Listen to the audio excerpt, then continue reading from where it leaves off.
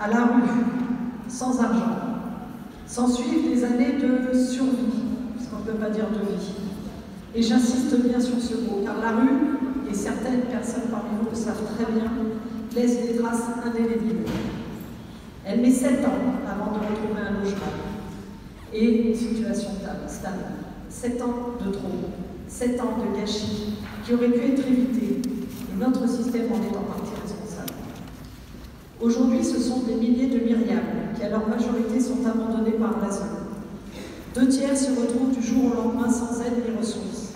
Cela paraît aberrant, inhumain, mais pourtant c'est une triste réalité engendrée par la rationalité administrative qui rompt froidement l'accompagnement d'un jeune à sa majorité. Et qu'on ne s'y trompe pas, une sortie sèche mène quasi inexorablement à une catastrophe dans la vie du jeune, bien souvent abandonné brutalement, sans argent, sans aide, sans toit, sans formation. Mais n'oublions pas surtout que ces jeunes ont été étayés par l'aide sociale à l'enfance pendant des années, qu'ils ont été accompagnés, et c'est peut-être là le plus difficile, de se retrouver du jour au lendemain sans cette béquille, certes parfois défectueuse, peut-être souvent, mais qui sauve quand même un certain nombre d'enfants de mort certaine. Alors c'est tout le système, bien évidemment, qu'il faut repenser, de la prise en charge, qui est aujourd'hui en grande difficulté, à la sortie de ces jeunes, et la préparation de leur avenir. Cela fait des dizaines d'années que les alertes se multiplient sur les inégalités engendrées par l'aide sociale à l'enfance. Nos politiques publiques ont trop longtemps laissé de côté les jeunes. Alors face à cela, amorçons aujourd'hui un changement durable et rapide. Face à l'urgence de la situation, nous avons entrepris plusieurs chantiers. Je sais que vous le savez, parce que c'est un sujet qui vous intéresse. Je pense d'abord effectivement, comme vous l'avez si justement indiqué, la proposition de loi portée par Brigitte Bourguignon qui vise à renforcer l'accompagnement des jeunes majeurs vulnérables vers l'autonomie. Parce qu'en plus des conséquences dramatiques de notre politique d'aide sociale, abandonner tous ces jeunes à leur majorité représente un non-sens économique et social qui consiste à financer un accompagnement qui n'aurait qu'un effet limité puisqu'il s'arrêterait brutalement du jour au lendemain. Cette initiative législative largement partagée par la majorité veut renforcer le dispositif déjà existant, comme le contrat jeune majeur. Elle entend également déconnecter la fin de prise en charge de l'ASE à 18 ans, disposition inégalitaire et irraisonnée qui empêcherait des centaines de jeunes de terminer leur cycle scolaire et universitaire. Elle veut aussi favoriser une prise en charge jusqu'à l'insertion complète des jeunes dans la société et garantir bien entendu un suivi après sa sortie du système pour s'assurer évidemment que tout se passe bien, comme le ferait un parent avec ses enfants. La proposition de loi prévoit également de faciliter l'accès à la garantie jeune, dispositif innovant pour permettre l'accès au monde professionnel et à un revenu que beaucoup trop de jeunes ne connaissent pas. Parce qu'il y a aussi cette problématique-là, beaucoup de jeunes de l'aide sociale à l'enfance ne connaissent pas les dispositifs auxquels ils ont droit à leur majorité. Enfin, comme nous le savons, sortir de la précarité commence d'abord par un logement. En cela, nous voulons que ces jeunes aient accès à un logement social de manière prioritaire. À côté de cela, d'autres chantiers sont à l'œuvre et j'y fonde beaucoup d'espoir pour améliorer le système. 2 missions parlementaires vont travailler activement sur le sujet. Une mission à l'Assemblée nationale, décidée par le président de l'Assemblée nationale, et une mission portée par le sénateur Xavier Iacovelli, je pense qu'il en parlera bien mieux que moi tout à l'heure, et je pense que pour vous, c'est un signe.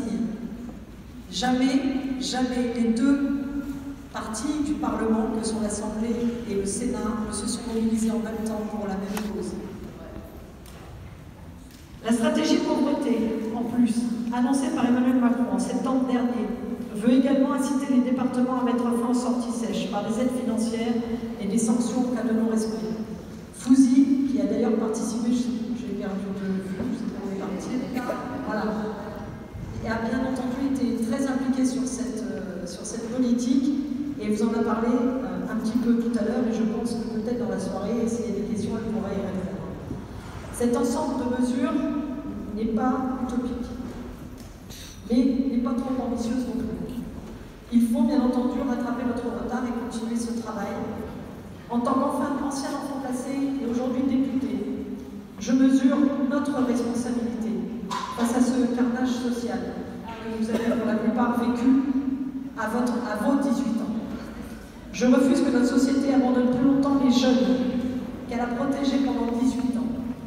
Je refuse que l'aide sociale à l'enfance soit une usine à précarité à vos 18 ans. Je refuse de voir augmenter le nombre de sans-domicile fixe à cause des lacunes de cette institution.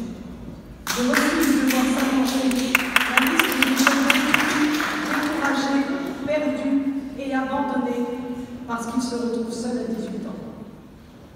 Et pour tout cela, je suis sûre que rénover et repenser l'aide sociale à l'enfance est la garantie d'une véritable deuxième chance pour cette formidable jeunesse. Et en parlant de jeunes formidables, mes derniers mots vont aller au collectif La Rue à 18 ans et le réseau Repères, qui se mobilisent ce soir, mais surtout quotidiennement, pour, et je n'ai pas peur de le dire, combler le déficit des départements et de l'État dans l'accompagnement des jeunes vulnérables à leurs 18 ans. Merci à eux.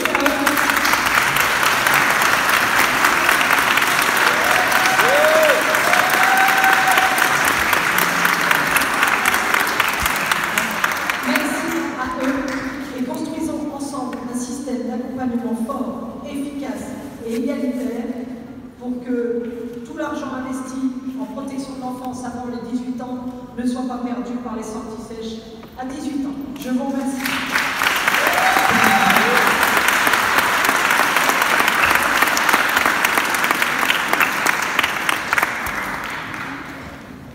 Merci beaucoup, Perrine.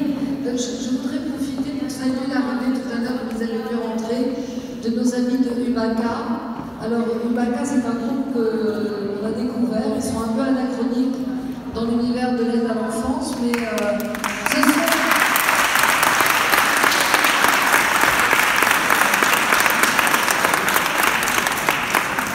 Comme leur look le laisse supposer, ce sont des bikers. Ils sont venus en Harley Davidson et Ubaka, ça veut dire Urban Bikers Against Child Abused.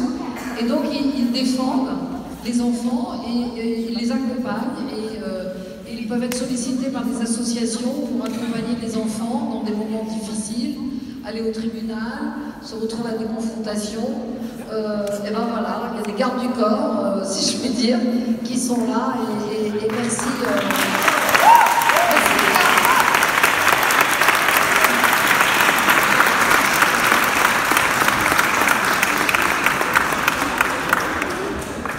Et maintenant, nous allons commencer, chère Camille, par la première série de témoignages. Alors juste avant, Antoine Dulin.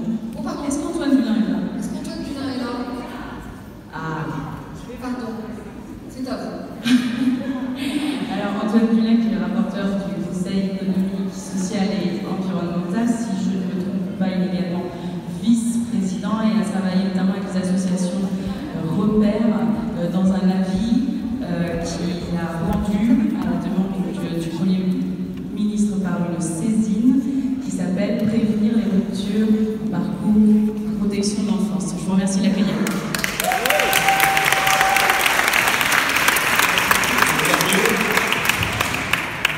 Je ne vais pas intervenir, donc c'est très bien.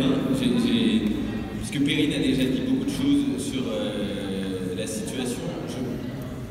Mon petit regard, c'est que je pense que vous ne connaissez pas le Conseil économique, social et environnemental, mais effectivement, en juin dernier, ce Conseil a rendu un avis juste avant la présentation de la proposition de loi Bourguignon en commission des affaires sociales. Et ça a été l'occasion de mettre la lumière sur cette question des sorties des jeunes de l'aide sociale à l'enfance à 18 ans, parce que le Premier ministre, effectivement, nous avait saisi en mars dernier pour travailler sur ce sujet, et on a pu s'appuyer sur l'expertise notamment de Repères, des ANEPAP, de l'IS et d'autres, qui, et aussi en allant sur des territoires, en voyant ce qui était fait et surtout pas fait par les départements pour accompagner ces jeunes à partir de 18 ans. La force de l'avis qu'on a fait, c'est qu'il a été voté par la majorité des groupes de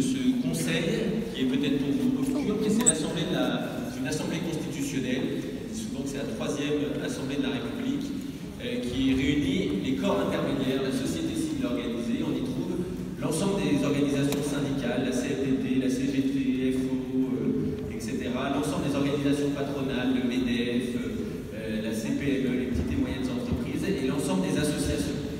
Et tous ont voté cet avis en disant au gouvernement que, effectivement, ça suffisait de mettre les enfants et les jeunes à la rue à partir de 18 ans. Et on a proposé un certain nombre de préconisations. Certaines ont été reprises par le ministre Adrien Taquet quand il a commencé à annoncer un début de stratégie de protection de l'enfance qui est aujourd'hui voilà, sur l'établi et doit être largement